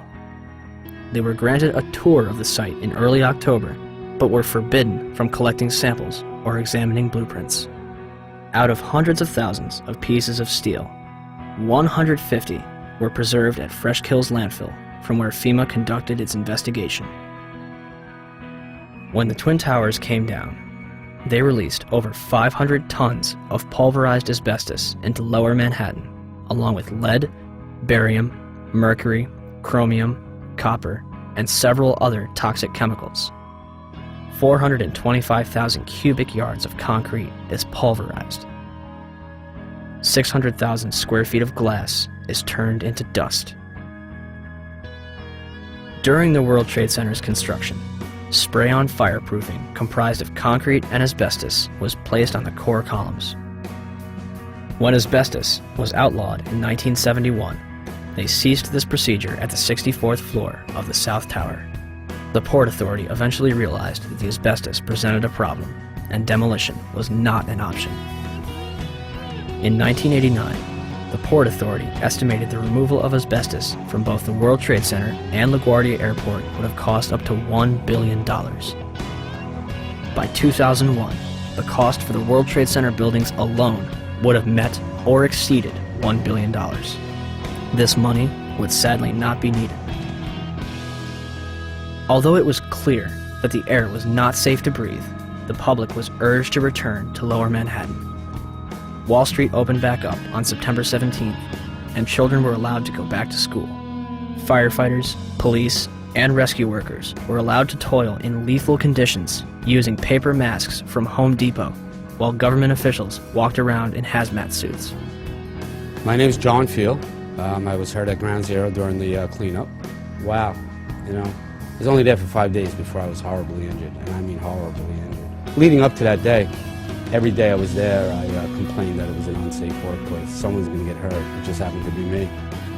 But I let everybody know that someone would get hurt. I was there for 5.5 days. Nobody told me to wear a mask once. Nobody gave a shit when that piece of steel altered my life. But like the thousands that are suffering and sick, I didn't roll over and play dead. And I know human life takes a backseat to the almighty dollar, and that's what makes this country roll and run, is the almighty dollar. But you guys somewhere along the line lost your credibility with me. The Environmental Protection Agency, under direct orders from the White House, told New Yorkers that the air was safe to breathe.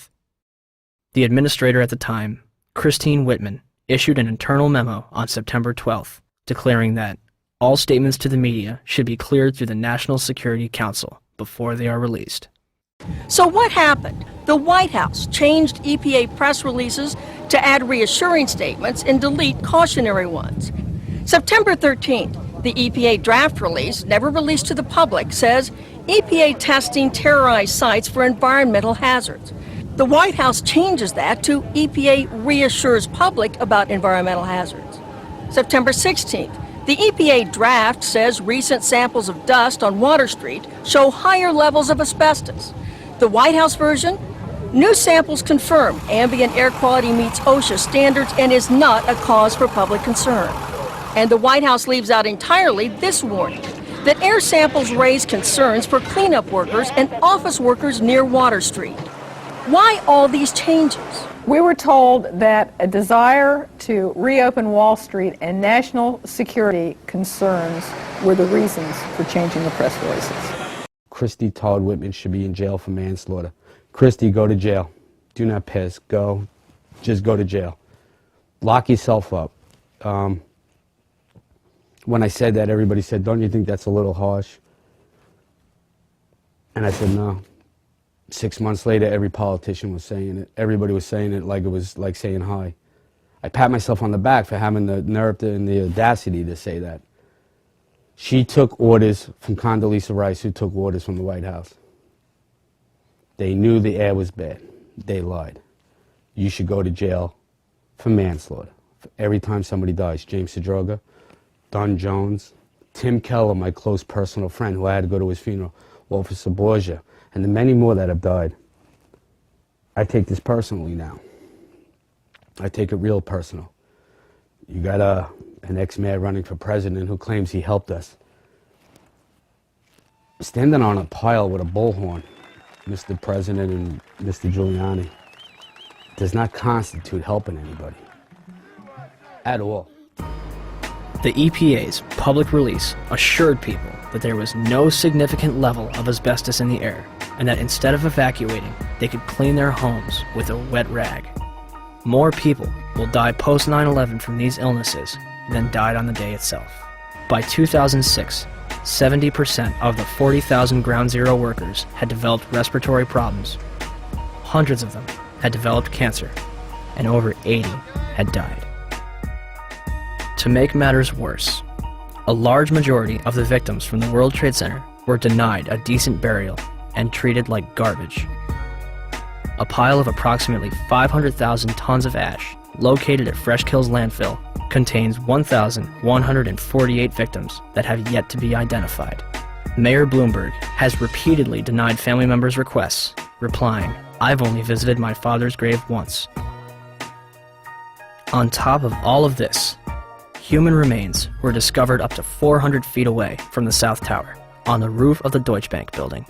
300 bone fragments were discovered between April 7th and 14th, 2006, and more are expected to be found.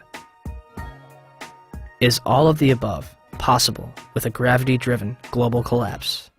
Were the Twin Towers brought down as a result of the airplanes that struck them and the fires that followed? Or were they brought down in a controlled demolition? same Right, time. some new information coming in. Report from Associated Press of a large plane crashing in western Pennsylvania. This is according to officials at the Somerset County Airport. A large plane crashing in western Pennsylvania. We had that plane crash. I'm sorry, go ahead, Skip. Say it again. Repeat, please, Skip. I'm saying somebody may have made that horrible decision to go ahead and take the plane down.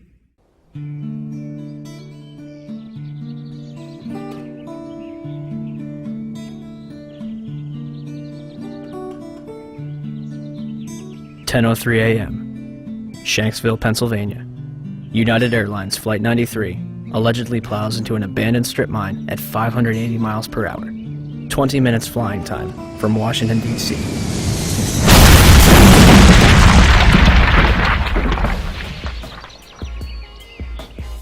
Originally, the official story is that passengers on board the plane overthrew the hijackers and sacrificed themselves to prevent further casualties. The 9/11 Commission will later conclude that hijacker Ziad Jarrah, anticipating a cockpit overthrow, crashes the plane into the ground. Debris from Flight 93 was found considerable distances from the crash site. The debris here is spread over a 3 to 4 mile radius, which has now been completely sealed off and is being treated, according to the FBI, as a crime scene. This is one of those cases where the pictures really do tell the story, that sort of the most horrifying aspect of this particular crash scene is how little debris is visible. That's really all you see is a large crater in the ground and just tiny, tiny bits of debris. There has been at least one report that the investigators out there, and there are hundreds of them, as I said tonight, have found nothing larger than a phone book. Well, Darren, in the last hour or so, the FBI and the state police here have confirmed that they have cordoned off a second area about 6 to 8 miles away from the crater here where this plane went down. This is apparently another debris site, which raises a number of questions. Why would debris from the plane, and they identified it specifically as being from this plane, why would debris be located 6 miles away? Could it have blown that far away? Seems highly unlikely. Almost all the debris found at this site is within 100 yards, 200 yards away. So it raises some questions. We don't want to over-speculate, of course. It seems to me from covering a number of plane crashes on the scene that, if nothing else, you can say this is not typical for a plane crash to be spread across an area this large. It certainly doesn't make sense because most of the debris has been found in a very compact area within 100 yards, 200 yards, maybe a little beyond that. And then all of a sudden they're telling us 6 miles away they have another concentration of debris. They say it's very small pieces. Most of these are very small pieces. Most of the pieces here are no bigger than the size of a briefcase, they say, and the pieces 6 miles away maybe even smaller than that. Did they find a plane in Shanksville? Within the last hour. I want to get quickly to Chris Kanicki. He was back there just a couple of minutes ago, and Chris, I've seen the pictures. It looks like there's nothing there except for a hole in the ground. Basically, that's right. The only thing you could see from where we were was a big gouge in the earth and some broken trees.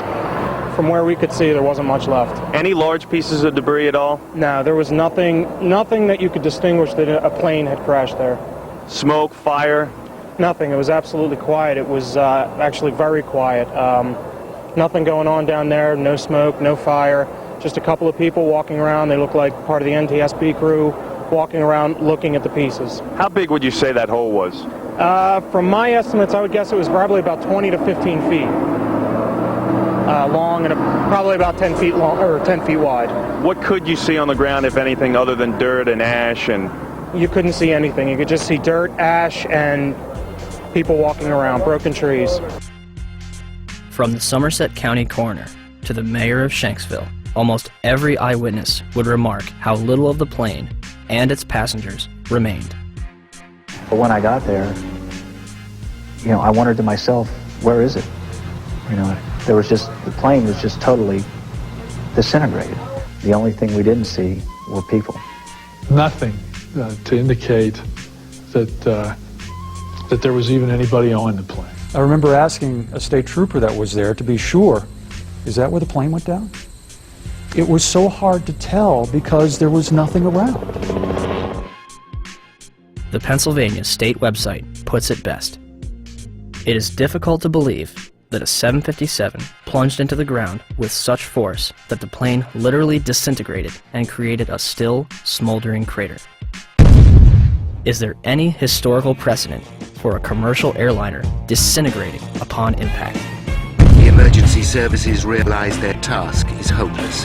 John Heavey and his team confront the horror of the scene. The twisted wreckage of 191 lies scattered for hundreds of meters. Debris has smashed into the trailer park, destroying 5 homes. In 1988, Pan Am 103 exploded in mid-air over the town of Lockerbie in Scotland, killing 270 people. Terrorists checked a bag containing a bomb into the hold, but didn't board the plane. The sea below them is on fire.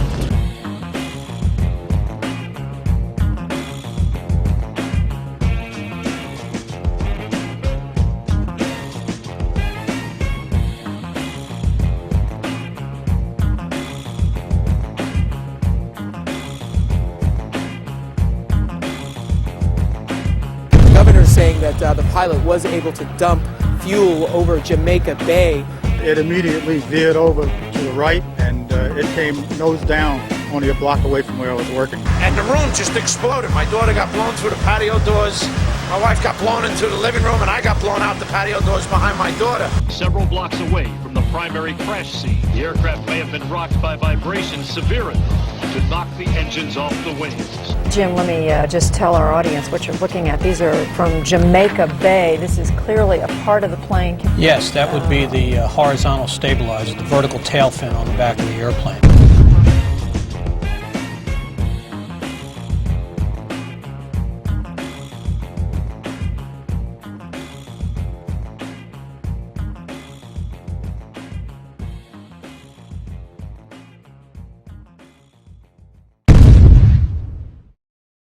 In 2006, during the trial of Zacharias Moussaoui, the FBI managed to provide a multitude of evidence that appears to have survived a catastrophic crash in near pristine condition.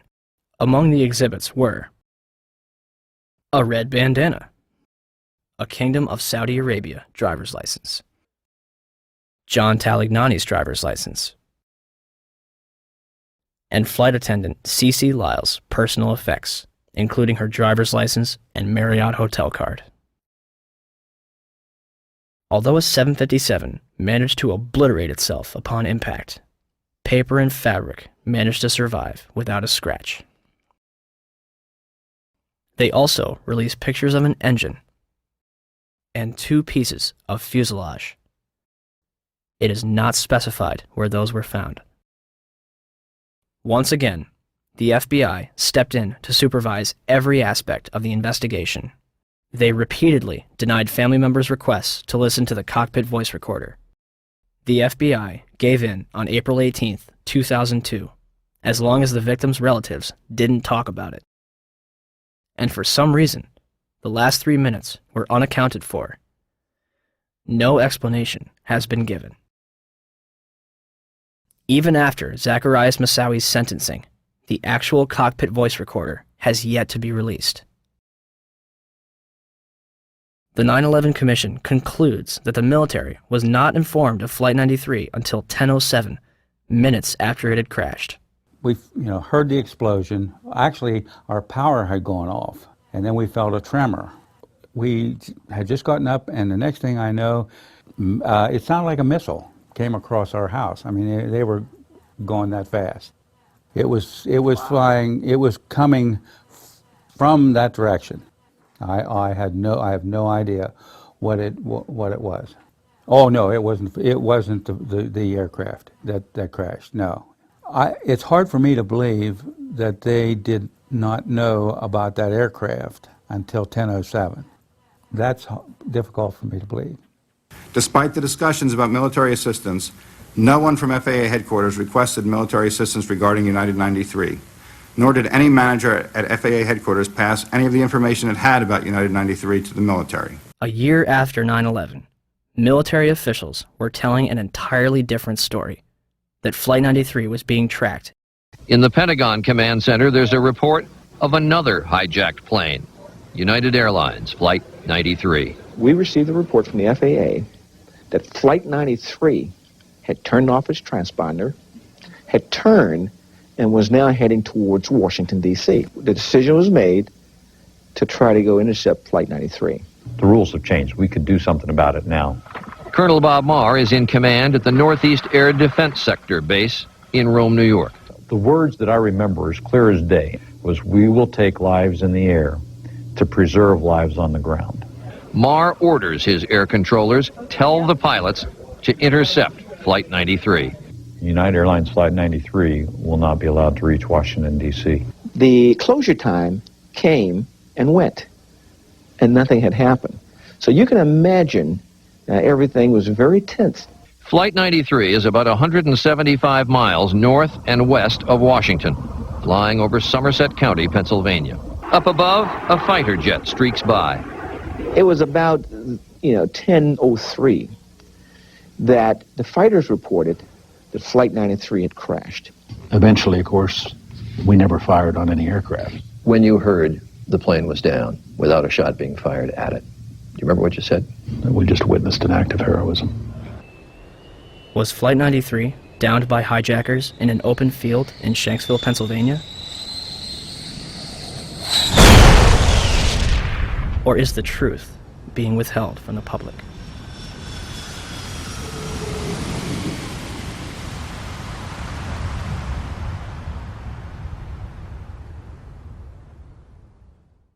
I want to tell you that we are getting word from New York right now that another building has collapsed. I understand that this is a 47-story building. It's Building 7 of the World Trade Center, we understand, has collapsed in New York, and there you saw a video of it. Now, whether we don't even know whether this was something that was engineered for safety reasons or it just happened. For the third time today, it's reminiscent of those pictures we've all seen too much on television before, when a building was deliberately destroyed by well-placed dynamite to knock it down.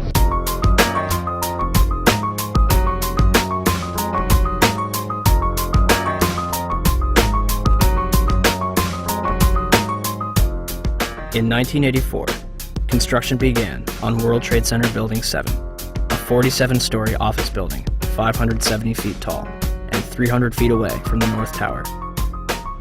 It opened to the public in 1987 and housed offices for Department of Defense, Securities and Exchange Commission, and the Internal Revenue Service. Building 7 was considered the Central Intelligence Agency's largest station outside of Washington, D.C., and was also the Secret Service's biggest field office. Numerous cases would be closed due to its destruction. On June 8, 1999, Mayor Rudolph Giuliani's Office of Emergency Management Command Center on the 23rd floor is opened. The command center on the 23rd floor is bulletproof and bomb-resistant, with its own air supply and generators. It's linked to city airports, the Coast Guard, and the Pentagon. Computers will soon have detailed blueprints of every major building in New York City, as well as evacuation routes. Hurricanes and heat waves would be handled here, as well as terrorist attacks. Though New York officials say their facility is not impenetrable, they're confident it could handle even the worst crisis imaginable. Deborah Fayerick for CNN, New York. The 50,000 square foot center has reinforced, bulletproof, and bomb-resistant walls, its own air supply and water tank, beds and showers, and 3 backup generators. It has countless monitors which oversee police and fire department responses, and it is staffed around the clock. Hours before the first plane would strike the World Trade Center, Building 7's alarm system would be placed on test status at 6:47 a.m. for a scheduled period of 8 hours. This normally occurs during maintenance, and any fire alarms from the building are disregarded. After the second plane strikes the South Tower, the building's power is shut off and its tenants are evacuated. The major fires in World Trade Center 7 were as follows. On the east face, between floors 11 and 12. On the north face, on floors 7 and 12.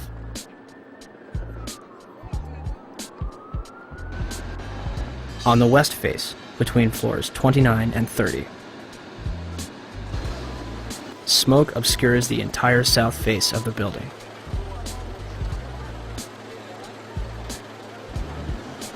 By 3 p.m., Chief Daniel Nigro of the FDNY had set up a collapse zone around Building 7. After 4 p.m., news outlets began reporting that the building had collapsed. We are getting information now that one of the other buildings, Building 7 in the World Trade Center complex, is on fire and has either collapsed or is collapsing. We've got some news just coming in, actually, that the Salomon Brothers building in New York, right in the heart of Manhattan, has also collapsed. Now, more on the latest building collapse in New York. You might have heard a few moments ago I was talking about the Salomon Brothers building collapsing, and indeed it has. Apparently that's only a few hundred yards away from where the World Trade Center towers were. And it seems that this was not a result of a new attack. It was because the building had been weakened during this morning's attacks. We'll probably find out more now about that from our correspondent, Jane Stanley. Presumably there were very few people in the Salomon building when it collapsed. I mean, there were, I suppose, fears of possible further collapses around the area. That's what you would hope, because this whole downtown area behind me has been completely sealed off and evacuated, apart from the emergency workers. That was done by the mayor, Rudy Giuliani. Jane, I think many of us, when we heard the news, perhaps on the radio earlier today, were completely flabbergasted by it and just couldn't comprehend it. I mean, it almost sounded too far-fetched. I was wondering what it's felt like for you being in Manhattan. Well, unfortunately, I think we've lost the line with Jane Stanley in Manhattan. Perhaps we can rejoin her and follow that up later. Where did CNN and BBC get their information, especially considering the building was still standing directly behind their reporters? The collapse of the building at 5:20 p.m. would cause speculation as to how it fell. The collapse of the main structure takes place in approximately 6.5 seconds, and the building falls symmetrically into its own footprint, barely damaging the surrounding structures. It will create a pyroclastic cloud that mushrooms down surrounding streets. Initially, it is assumed that the building's diesel tank may have been responsible for the collapse. The Federal Emergency Management Agency's report in 2002 will state that the specifics of the fires in WTC-7 and how they caused the building to collapse remain unknown at this time. FEMA does analyze the collapse of Building 7, but then they say our best hypothesis has only a low probability of occurrence. This needs further investigation, and I certainly agree with them on that. Then NIST is handed the ball. It's kind of a hot potato. Okay, NIST, you explain the collapse of World Trade Center 7, this rapid, straight-down collapse of this 47-story skyscraper. Sadly, by this time, virtually all structural steel from Ground Zero had been recycled, and no steel was recovered from Building 7 for investigation. As of this date, NIST is still working on their final report. Well, NIST decoupled the study of the collapse of Building 7 from the analysis of the collapse of the towers. So now it's sitting over here. The report on the collapse of Building 7 from NIST is long overdue. We're still waiting for it, hoping they have an explanation. We are looking at it. There's actually a very good write-up recently from Controlled Demolition Experts, which you probably ought to read. We haven't finished the investigation yet, so I'm not at liberty to talk about any intermediate findings. The collapse is assumed to be caused by a combination of fire and structural damage. Did any other surrounding buildings suffer a complete collapse at near freefall speed? Building 3, a 22-story building directly below the Twin Towers, was split in half by the South Tower's collapse. Although the building was severely crushed by falling debris, the structure remained standing. Building 4, a 9-story building east of the South Tower, was almost completely destroyed. The remaining structure did not collapse. Building 5, a 9-story building east of the North Tower, suffered from severe fires and structural damage. Building 6, an 8-story building between the North Tower and Building 7, suffered a giant gouge in its roof and severe fires. Neither Building 5 or 6 suffered global collapse.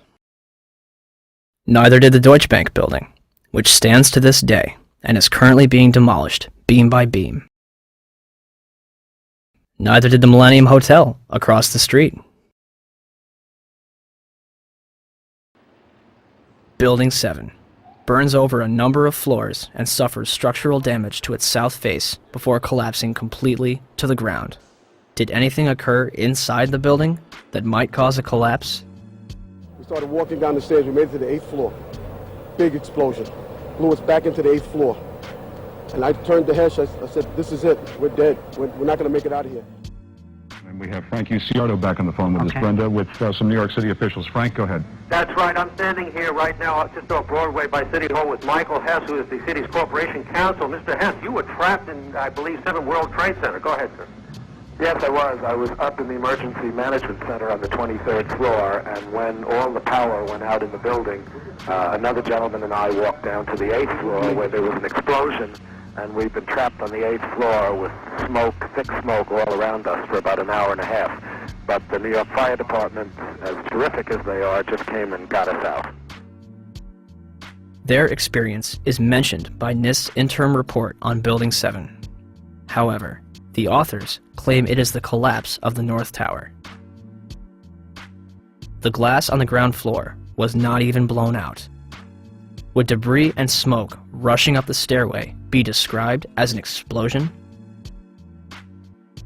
So, we have a 47-story steel-framed skyscraper, which housed various government agencies and numerous important documents, damaged less than the other World Trade Center buildings. At 5:20 p.m., all structural elements inside Building 7 simultaneously fail, and it collapses symmetrically, imploding into a pile of rubble. This building had 81 columns, 24 core and 57 perimeter, running from the basement to the roof. For the building to have collapsed the way it did, all 81 of these columns had to collapse simultaneously. Could fires on a few floors have heated up all these columns to the breaking point at the same time? Let's ask the 9/11 Commission. Governor Keene, may I ask another question, please? At 5:20 p.m. on September 11th, World Trade Center building number 7, 47-story modern frame steel skyscraper that no plane hit, collapsed into a neat little pile onto itself and exhibiting all the characteristics of controlled demolition. FEMA, in their investigation, didn't say that. They said that fire must have knocked it down, but they couldn't figure out how. Video evidence shows what appears to be explosive squids going up the side of the building from south to north or from bottom to top as the building collapsed. There was molten metal found in the basement of that building at temperatures that exceeded anything normal fire could cause. With all the confusion about what happened to Building 7, why is there not a word about the collapse of that building in the 911 Commission report? We didn't see any evidence of the kind of thing you're talking about. We thought that was part of the tragedy of 9/11. That building collapsed later on. There was not a loss of life in that building, and it was not part of our report. Not part of the report. Thanks. Governor. So for the 9/11 Commission to totally ignore that, I think is unconscionable and shows that they did not do a thorough job. Did Building 7 collapse because of damage from the falling North Tower? Or was it also a controlled demolition? Die moesten het doen terwijl het binnen nog brandde.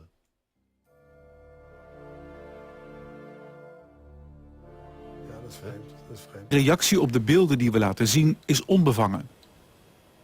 Zie je vanaf boven gaan? Nee, je gaat vanaf onder. Die gaat vanaf onder, ja. Toch? Ja. Ze hebben gewoon kolommen weggeblazen. Er is nagesprongen. Dit valt anders dan het World Trade Center. Vind je niet dan? Ja, je ziet het, de onderste verdiepingen gaan eerst. Ja, en de rest zakt er gewoon in. Dus dit is controlled demolition. Zeker weten? Zeker weten. Er is nagesprongen. Dit is in opdracht gebeurd. Dit heeft een team gedaan van experts. Maar dit is ook op 11 september gebeurd.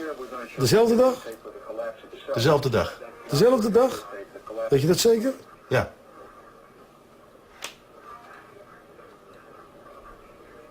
Was het zeker weten de 11e? Totaal geen waar zijn. 7 uur nadat de World Trade Center naar beneden viel. Ja? Hebben ze hard gewerkt.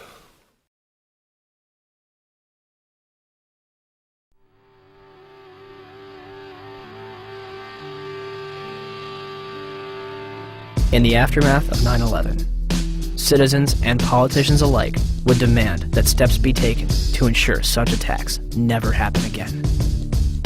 In late January 2002, Senate Majority Leader Tom Daschle receives calls from both President Bush and Vice President Dick Cheney, urging him to limit the investigation to the House and Senate committees.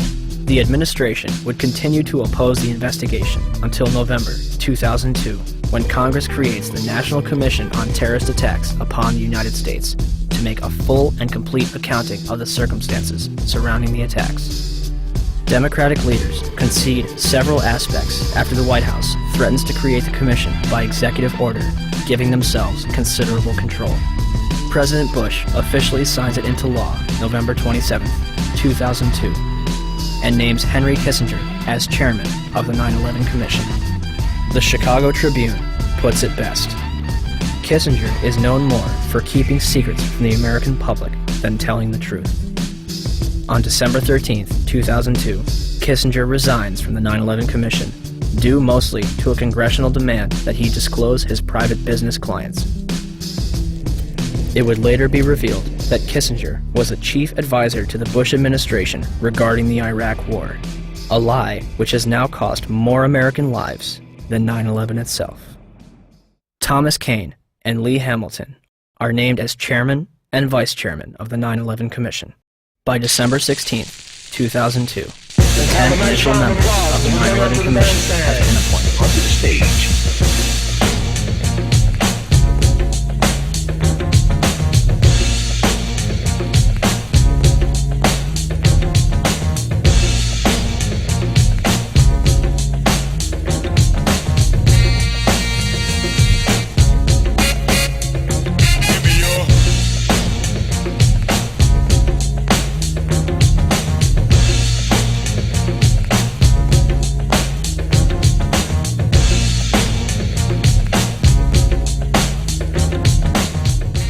And the man missing from this picture?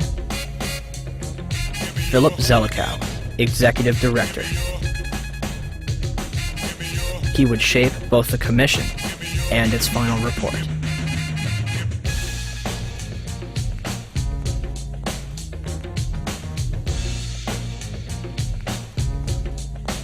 The 9/11 Commission begins its investigation with a time frame of 18 months and a starting budget of $3 million.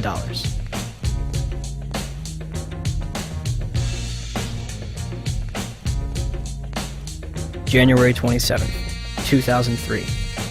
The 9/11 Commission holds its first hearing in Washington, D.C. Vice Chairman Lee Hamilton will claim a few days later, "We're not interested in trying to assess blame. We do not consider that part of the Commission's responsibility." March 26, 2003. The Bush administration denies the Commission's request for an additional $11 million in funding. 3 days later, the Commission is offered $9 million, and they accept. In April 2004, President Bush agrees to testify before the 9/11 Commission, but only if Vice President Dick Cheney joins in. Why did they insist on appearing together? The 9/11 Commission wants to ask us questions. That's why we're meeting, and I look forward to meeting with them and answering their questions. I was asking why you're appearing together rather than separately, which was their request. Because it's a good chance for both of us to answer questions that the 9/11 Commission is looking forward to asking us, and I'm looking forward to answering them. On April 29, 2004, behind closed doors, President Bush and Vice President Dick Cheney appear together before the 9/11 Commission for approximately 3 hours. They are not placed under oath, their testimony is not recorded, and the Commission's notes are subject to White House censorship. President, as you know, a lot of critics suggested that you wanted to appear jointly with the Vice President so that you two could keep your story straight or something. Yeah. Could you tell us what you think of the value of appearing together and how you would answer those critics? Yeah, first of all, look, I mean, if we had something to hide, we wouldn't have met with them in the first place. I came away good about the session. I think they found it to be useful. Yeah, Adam. Mr. President, Yes. don't you think that the families deserve to have a transcript or to be able to see what Adam, you you said? asked me that question yesterday. For an I answer got the today. same answer, yeah. May 19, 2004, Rudolph testifies before the 9/11 Commission. We will now hear from our first witness, very distinguished former mayor of New York City, Rudy Giuliani. Mayor Giuliani, would you please rise and raise your right hand so I can place you under oath? And the fact that so many of them interpreted it that way kept a much calmer situation and a much better evacuation. These people, I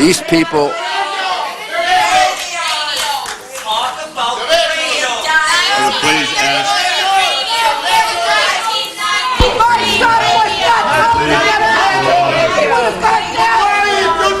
My son was murdered!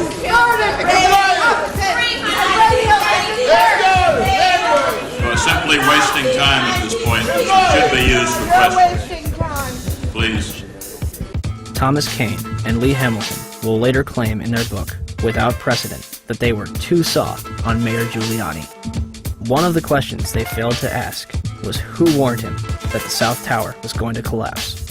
Mr. Mayor, can you hear me? I can, Peter. Are you talking about did you go immediately to the Office of Emergency Management? I went down to the scene and we set up headquarters at 75 Barclay Street, which was right there with the police commissioner, the fire commissioner, and we were operating out of there when we were told that the World Trade Center was going to collapse. And it did collapse before we could actually get out of the building. Who didn't warn everyone in the building? I admire that greatly, and I think that may Dead. Very well be one of the reasons for your leadership and your cooperation with this commission. Let's ask the real question.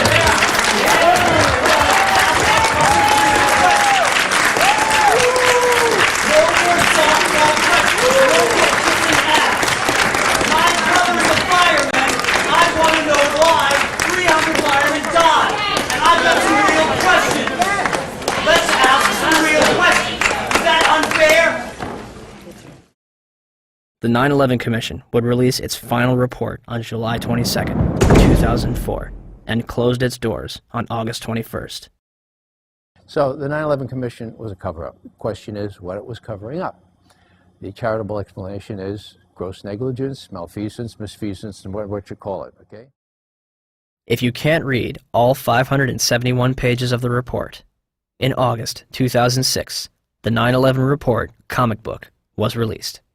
It should tell you all you need to know.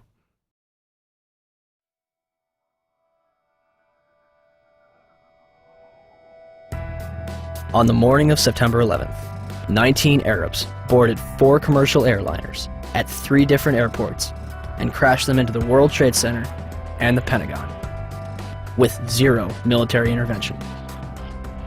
Or, we have been and continue to be lied to about the events of September 11th, and that elements within the United States government and mainstream media continue to cover up the truth. These are the same people that lied about weapons of mass destruction. They endorsed a lie that's killed several 100,000 innocent people overseas. Could they also endorse a lie that killed almost 3,000 innocent people in our own country?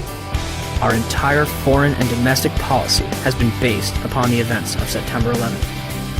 It has enabled the passage of Patriot Act 1 and 2, established the Department of Homeland Security, facilitated the invasions of Afghanistan and Iraq, and used to pass the Military Commissions Act, which officially ended habeas corpus. Habeas corpus in Latin means you have the body. It's a provision in the law where no one can just scoop up someone, put them in a black hole, and keep them there without that person having the right to appeal to a court and say, you have the body, now what do you charge this person with, and what redress does he or she have? As well as domestic surveillance, all in the name of fighting terrorism. And who ends up paying for all this? You do. Your children do.